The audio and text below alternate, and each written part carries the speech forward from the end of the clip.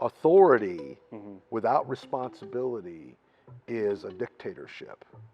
Responsibility without authority creates chaos and confusion and frustration. Yeah. That's So good. you give somebody authority where they don't have any responsibility, Right. they're going to become, you know, Yeah. just egomaniacs. Right. You give somebody responsibility and no authority, and you're going to frustrate them. For sure.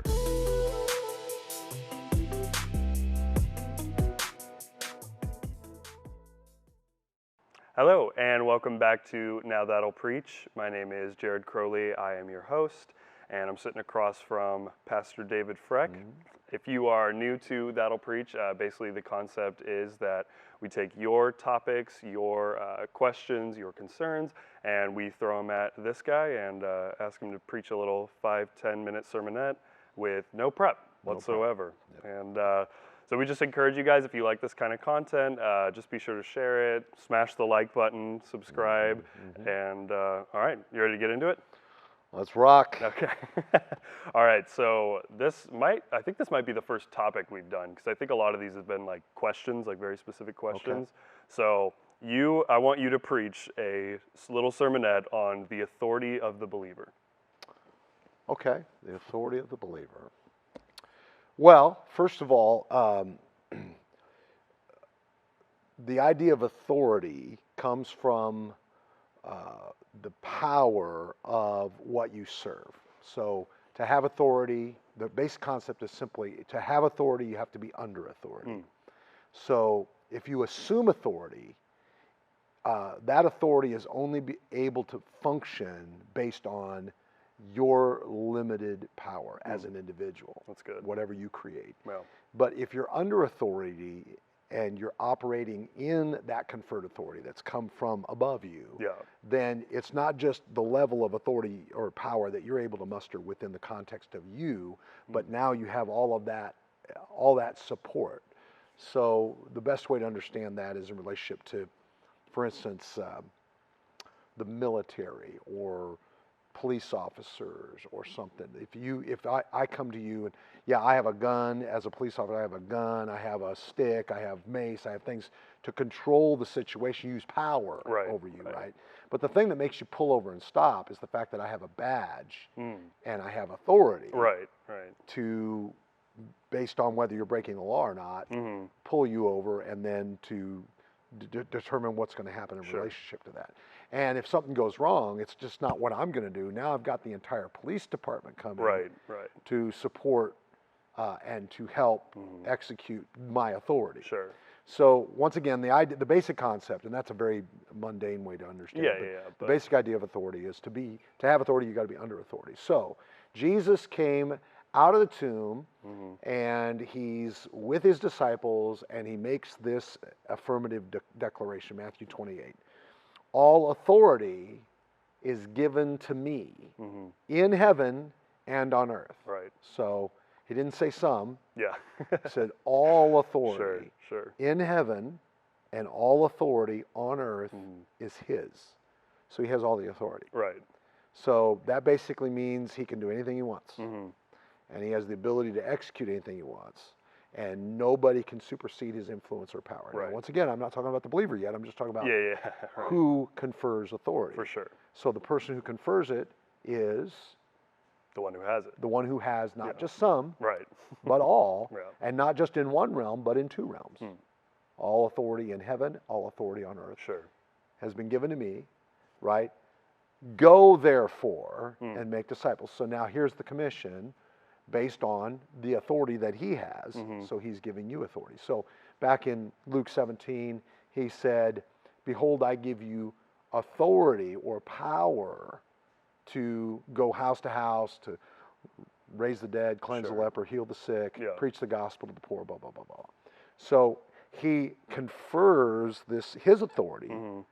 He gives it to us, and that's just a couple of verses. There's several that communicate this. He gives this authority to us as believers, and as long as we're functioning within the realm that he has given us that authority, then we can be confident that we can accomplish whatever God has called us to do. For sure. The only problem that a believer has is when they step out of the realm of their authority. Yeah. So here's a great example. I have the authority to correct my children because they're my children. Right. I don't have the authority to correct yours. Yeah. Right. Right? Because they're yours. Yeah, for sure. Now, I'm not teaching them. I'm not their teacher. I'm not their coach, Mm-hmm. which would give me a limited authority in their life. But if I'm just a bystander, I don't have the authority to correct your children, right? Because it's not been given to me. Right. So believers have all the authority that Jesus has vested in them as long as they stay in their lanes, as long as they stay in the environments that God has conferred that authority. Okay. So where is that authority? But that authority is the authority over the demonic world. So Ephesians chapter 6 talks about that we don't wrestle against flesh and blood, but against principalities, powers, rulers of the darkness of the world, spiritual hosts of wickedness in the heavenly places. Right. And to deal with those things, we have been given this armor of God, you know, and we can get into all of that. But the basic idea is that you have authority over, and Jesus even said it, unclean spirits, a demonic world, and our problem is either believers don't believe that. Yeah. Right. They don't believe there's that world, therefore they ignore it, and thus secede any influence over a realm that executes and what's the term I'm looking for?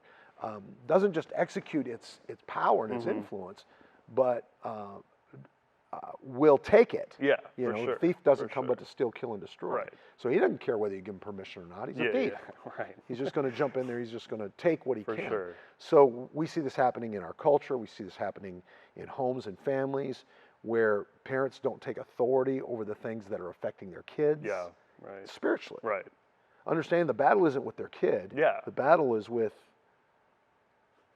What's spiritual realm, right. which God has given you authority. Remember, Jesus has all authority in heaven and on earth. Yeah. Right. So it's He gives us authority in the realm of that. He gives us authority in the realm of healing. He gives us authority in the realm of the vested responsibilities and callings that we have. So if I'm called to an environment, I have authority in that environment. Okay. And so I can assume and presume upon that authority. So once again, it's super important that you understand your jurisdiction. Yeah, for sure. For sure. Right. So I'm the pastor of this church. I have authority in relationship to that. Right. I'm a pastor, but I'm not a pastor of another man's church. Yeah, right. Right. I can go in, I can influence it, but I don't exercise the same dynamic authority. Yeah, for sure. Simply because that church isn't the one I was called to. Right. And so presumed authority, assumed authority is always going to create chaos, confusion, and destruction. But authority that has been conferred, understood, and is honored within the realm of your influence or calling is dynamic. It's dynamic. And you can, so when it comes to your kids, you can exercise authority. When it comes to the demonic influences that are related to trying to influence your home, your family, your children, absolute authority. When it comes to your community of faith, absolute authority. When it comes to the realm of your business, your jobs, whatever positional authority you have, you can be confident to operate in that alongside the empowerment and grace that God provides. So, is that helping? Yeah, is that giving some sense of where we have authority and what it looks like? So our authority is first vested in us through our relationship with Jesus Christ. Secondly, the authority comes from the Word, right?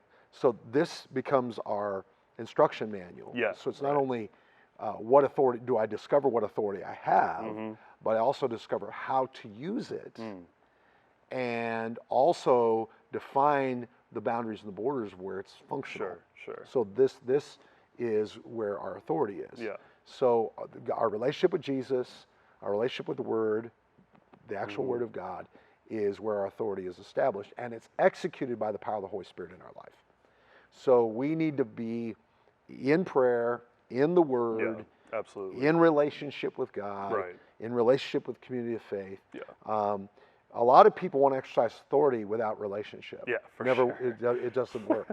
Yeah. It doesn't work. It Definitely. is always a real problem. Yeah. And Or they let go of it, or like they never take it up, and then like when you try and take that back, like I think any parent knows that like trying to establish authority after years of not having any authority, it's like, good luck, dude. Like. no, that's a great analogy Yeah. because it is so true. We subjugate our responsibility. Mm-hmm. We hand it over to somebody else, Yeah, or right. we ignore it, and then our kids find their own way. Right. Right. And then there's a point in time we're like, well, this is out of control. I need to do something about Yeah. it. But the problem is he's 16. Yeah. It's too late. I mean, unless God just really moves For sovereignly. sure. Yeah. But you're not going to get it back in a natural way. yeah, it's an uphill gonna battle. create, For it's, sure. it's a huge uphill battle. Yeah. So understanding it early, walking in it confidently, Mm-hmm. you'll see enormous success. So I have one other little statement I like to make. It's a little principle. Sure. So authority Mm-hmm. without responsibility is a dictatorship. Mm-hmm. Responsibility without authority creates chaos and confusion and frustration. Yeah. That's So good. you give somebody authority where they don't have any responsibility, Right. they're going to become, Yeah. just egomaniacs. Right. You give somebody responsibility and no authority, Mm-hmm. and you're going to frustrate them. For sure. So yeah. God always balances authority with responsibility. Mm. He always does. Yeah. So the level of your responsibility oftentimes determines your level of authority. That's good. I like that. It becomes Yeah. a window to understand, what authority do I have? Well, there's a really easy way to figure that out. What kind of responsibilities Sure. do you have? Yeah. If you have no responsibilities, guess what? You don't have any authority. Yeah. Right. If you have a right. lot of responsibility, you probably have For sure. a lot of authority. Yeah. That you should be taking into consideration. Right. Yeah. Exactly. Yeah. That's super practical. Yeah. Super practical, and I want you to think about responsibility outside of just kind of doing things. Mm-hmm. I want you to think about responsibility in relationship to decision making, in actionable decision making. For sure. That's really where responsibility is discovered. Yeah. So if you're just executing other people's decisions, you don't have responsibility. Yeah. Right. Right. You have the responsibility to execute the action, but you're not making decisions about those actions. For sure. So the person making the decision about the action is the one with responsibility. That person also has authority. Yeah. Definitely. And so it's super critical if you're trying to figure out, do I have authority in this environment? Do I have authority in this area? Yeah. Just look at your responsibility. Yeah. And it'll tell you. That's super cool. I love that, dude. Yeah. Yeah. So if you don't have any responsibility, you probably ought to be quiet. Yeah. Right. All So right, well, anyhow, that's just one way yeah. to understand it. Yeah. Thank you so much, man. That was great. You bet. Yeah. Appreciate you. Appreciate you guys. If you like this content, again, like, share, subscribe, do all the things, get it out there. Get it out. And, sure. And let us know if this is meaning something to you. We really do appreciate For the sure. responses and the comments. Yeah. And the sharing it, obviously, if you Yeah. think somebody could need some of this content. Yeah. Maybe not everything fits what's going on in your life, but stick with it, and hopefully we'll stumble across a thing Yeah. that really will make an impact in their For life. sure. Yeah. No, that's a really good point. Like, you may not be what we're talking about, but you probably know somebody that can That is. benefit from that. So. Absolutely. All right. We'll see you guys next week. That'll preach. That'll preach. Keep it preaching.